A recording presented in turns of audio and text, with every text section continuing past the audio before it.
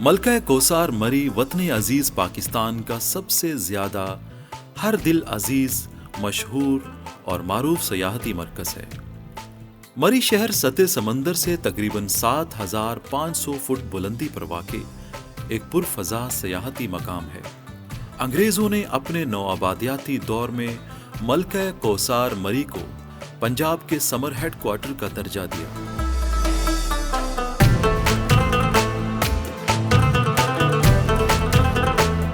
मरी शहर का मशहूर माल रोड और इसके गिरदोनवा में वाक़े तारीखी इमारतों का क़याम 1850 के लगभग मुकम्मल हुआ।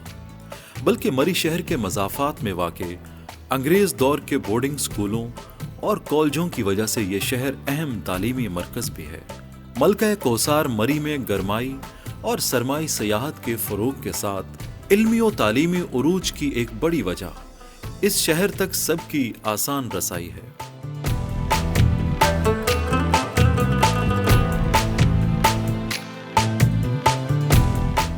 पहाड़ों का सफ़र लेके पहुंचे हुए हैं इस वक्त की हम हिल स्टेशन मरी में, और कोसार यूनिवर्सिटी के इस वक्त हम एक खूबसूरत से लॉन में हैं। यहाँ के pro vice chancellor professor doctor Sultan Sati साहब के साथ उन्हीं से ही बात करेंगे, और ख़ास करके क्योंकि हिल स्टेशन के ऊपर है ये तालीमी इदारा, तो फ्यूचर में इनका रोल क्या होगा। स्टार्ट करेंगे हम हिस्ट्री से।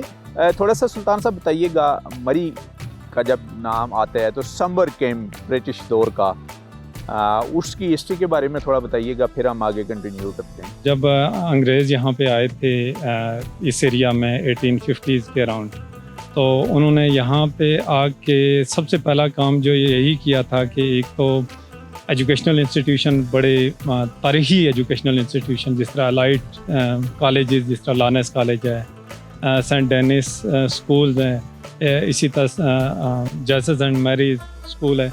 इस तरह का एक पूरा एजुकेशनल सिस्टम उन्होंने यहाँ पे एस्टेब्लिश किया, और पाकिस्तान बनने के बाद भी ये सिलसिला जारी रहा। जी और जी यहाँ पर फिर आपका APS भी हमें नज़र आता है, मिलिट्री कॉलेज भी नज़र आता है, ऐसा ही है।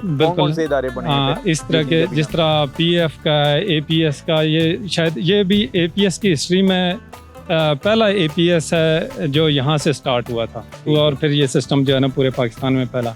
इसी तरह मिलिट्री कॉलेजेस हैं, एक से ज़्यादा, काफ़ी सारे यहाँ पे मिलिट्री कॉलेजेस हैं, बिल्कुल आर्मी के अंडर हैं, PF का स्कूल है, और ये लेजेसी चलती रही है। हर तरह के जो इदारे हैं उन्होंने अपने डोमेन में लर्निंग, ट्रेनिंग और रिसर्च इंस्टीट्यूट कायम किए हैं। और फिर कोसार यूनिवर्सिटी का क़याम अमल में लाया जाता है। जी जी। ईस्ट हिल स्टेशन पर ज़रा बताइएगा कि दुनिया भर में, ज़ाहिर है आपने ख़ुद भी विज़िट भी किए हैं, बल्कि आपकी क्वालिफिकेशन भी फ़ॉरेन की है, तो कौन कौन से मशहूर जो इदारे हैं वर्ल्ड में वो हिल स्टेशन पर हैं? देखें, ये दुनिया भर में और ख़ासकर मॉडर्न जो डेवलप कंट्रीज़ हैं उनमें ये नाम है कि वो अपनी बेस्ट प्लेस, बेस्ट रिसोर्सेज जो है ना वो स्पेयर करते हैं रिसर्च और एजुकेशन के लिए। पर्सनली मैं अगर चंद एक एग्जांपल दूँ, मैं रहा हूँ यूनिवर्सिटी ऑफ कॉन्स्टेंस जर्मनी में, मैं अक्सर जाता भी रहता हूँ। वो कॉन्स्टेंस इसी तरह एक टूरिस्ट सिटी है जर्मनी का, लेक कॉन्स्टेंस के ऊपर। उसकी जो बेस्ट स्पॉट है ना, वहाँ पे माइना आइलैंड है, और उसके सामने वहाँ पे उन्होंने वो यूनिवर्सिटी को दी हुई है। दूसरी एग्जांपल मैं दूंगा, मैं बर्कले में रहा हूँ, वहाँ पे भी आप अगर बर्कले लैब को देखें जो कि बे एरिया है, जो उसके बिल्कुल सामने जो सबसे ऊंची जगह है, वहाँ पे एडवांस लाइट सोर्स है, जो कि जहाँ पे पूरी दुनिया से रिसर्चर जाते हैं और वहाँ पे रिसर्च करते हैं। गवर्नमेंट ऑफ पंजाब ने ये इनिशिएटिव लिया 2020 में, जिसमें उन्होंने ये यूनिवर्सिटी इस्टेब्लिश की, और अब जो करंट गवर्नमेंट है इसको ये प्लान कर रही है कि इसको मज़ीद स्ट्रेंथन किया जाए, और ये जो गैप है इसको स्ट्रेंथन काम करके, ये एक तो इसका ये पर्सपेक्टिव है कि हम लोकल इकानमी को, लोकल जो कम्युनिटी है उसको बूस्ट करें, और दूसरा ये आइडियल प्लेस है अगर यहाँ पे इंटरनेशनल यूनिवर्सिटी अगर बनानी हो। अब भी हमारे पास बहुत अच्छे इंटरनेशनल लेवल के इवेंट हुए हैं। एक इवेंट यानी 2023 में हमने इंटरनेशनल यंग फिजिसिस्ट टूर्नामेंट करवाया, जिसमें 16 एडवांस कंट्रीज़ के भी तकरीबन 140 के करीब जो डेलीगेट्स आए हैं यहाँ पे, और उन्होंने कंपटीशन में यहाँ पे हिस्सा लिया है, जो कि आम बाकी शहरों में शायद मुमकिन नहीं था। अच्छा बताइएगा, कोसार यूनिवर्सिटी के 2 डिपार्टमेंट, एक फॉरेस्ट्री, जब हम बात करते हैं क्लाइमेट चेंज की, और इसके ऊपर पहले फोकस कर सकते हैं कि फ्यूचर में क्या रोल अदा करेगा, कितनी आप रिसर्च करेंगे ताकि ये गोरे का बनाया गया मरी हिल स्टेशन जो है सही मानों में कम से कम उसके करीब तरीन दोबारा आए और हाई राइज बिल्डिंग ना बन सकें। इस एरिया का सबसे इम्पॉर्टेंट पोटेंशियल है वो है टूरिज़म। तो जब तक इसको हम सस्टेनेबल नहीं बनाएंगे, इको टूरिज़म को नहीं इंट्रोड्यूस करवाएंगे, उस वक्त तक ये चीज़ें जो हम आज फेस कर रहे हैं ना, ये दिन ब दिन जो है ना वर्स्ट होती जाएंगी। तो हमारा tourism department along with the environmental science, botany है, फॉरेस्ट्री है, ये मिल के ऐसी प्रैक्टिस कर रहे हैं जिससे ये जो इको टूरिज़म है ना वो स्ट्रेंथन हो जाए।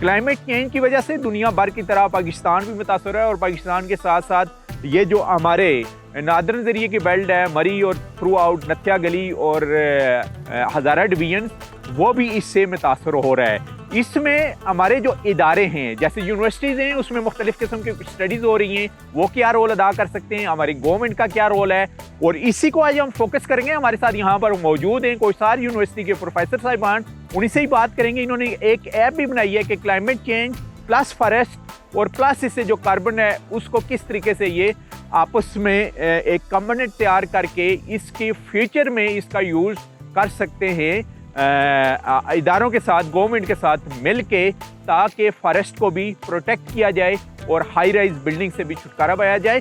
तो बात करेंगे प्रोफेसर साहब से। नाम बताइएगा अपना। हाँ, डॉक्टर समीउल्लाह। समीउल्लाह साहब, सबसे पहले हमें बताइएगा क्या क्लाइमेट चेंज और फॉरेस्ट का आपस में लिंक्ड है? जितना फॉर एग्जांपल 1 डिग्री टेम्परेचर भी इंक्रीज होता है तो आप समझो कि 100 ऑफ ट्री स्पीशीज जो कि है या फाना या फ्लोरा वो डिसअपीयर हो जाता है।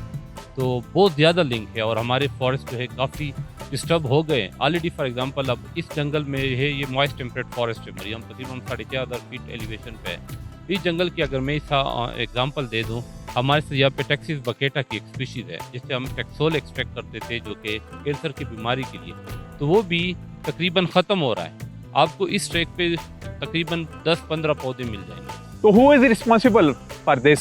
Sir the question is that कि पाकिस्तान इतना ज़्यादा रिस्पॉन्सिबल नहीं है। जैसे 1850 के बाद जब ये इंडस्ट्रियल रिवोल्यूशन आ गई तो हमारी जो इंडस्ट्रियलाइज कंट्रीज है जैसे यूएस है, फॉर एग्जांपल जापान है, इसके बाद चाइना है, उससे बहुत ज़्यादा इमिशन होती है, कार्बन की इमिशन हो रही है। तो समझो कि प्री इंडस्ट्रियलाइजेशन स्टेज से पहले तकरीबन 250 पार्ट्स मिलियन के हिसाब से एटमॉस्फेयर में कार्बन मौजूद था। आजकल ये 400 क्रॉस कर चुका है।